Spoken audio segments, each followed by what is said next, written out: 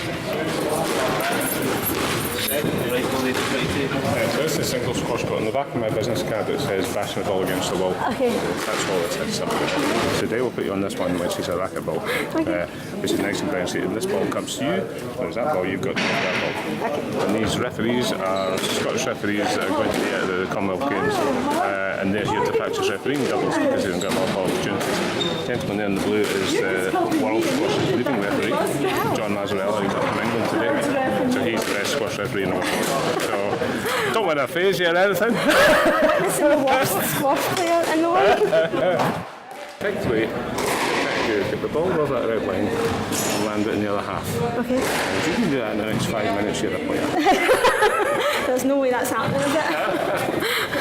Yes.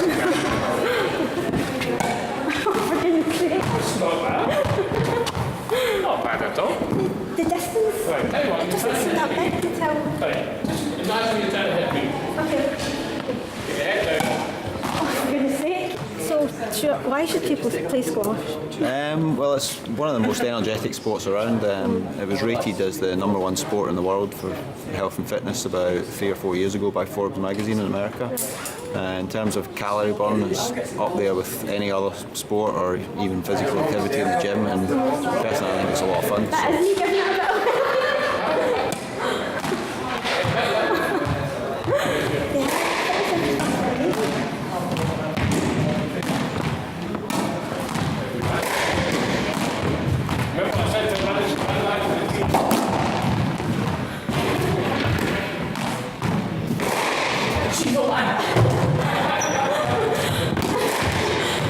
What did you say, Gizo?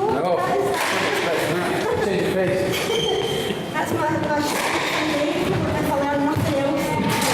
I hit it hard because you're trying to beat him, you're not trying to do him a favour. I don't have the killer instinct, that's one thing. What about you? What age did you start? I started when I was about 11. There was a local club about 5 minutes from my house, so my dad was a member at the club and he took me along and got into it from there, and he's actually going to be refereeing at the games, so there's a bit of a family connection there. Stuart used to play in the dark.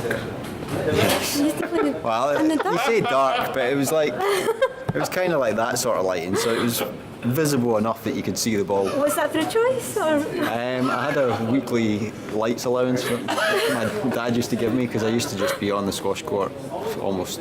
If I could have been there, would have been 24 hours a day. But I had about 2.5 hours worth of lights tokens per week as my allowance. But I used to use that up within about a day. So the rest of the week I had to practice in the dark. That's real dedication. Yeah, I was a bit of a. I think it helped. I think a misspent youth is the phrase. I think that's a very well spent year. Fortunately, it's paid off. And I'll get to.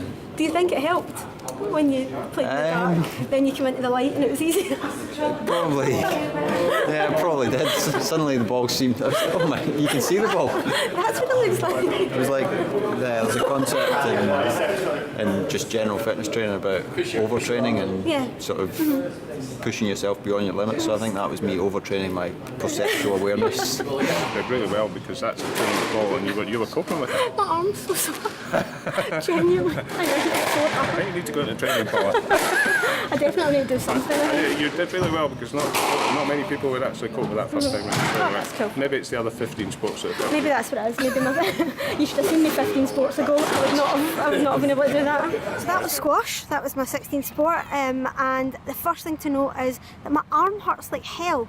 I played for, probably less than 10 minutes. Granted, against one of Scotland's best players, but my arm is genuinely hurting right now, which is so pathetic. But it was really good, really fun, and I can see why it'd be great for fitness because it's just knackering, properly energetic sport. But I really enjoyed it, and I do think that I will try it again, maybe at a lower level than training with the Team Scotland squad though next time.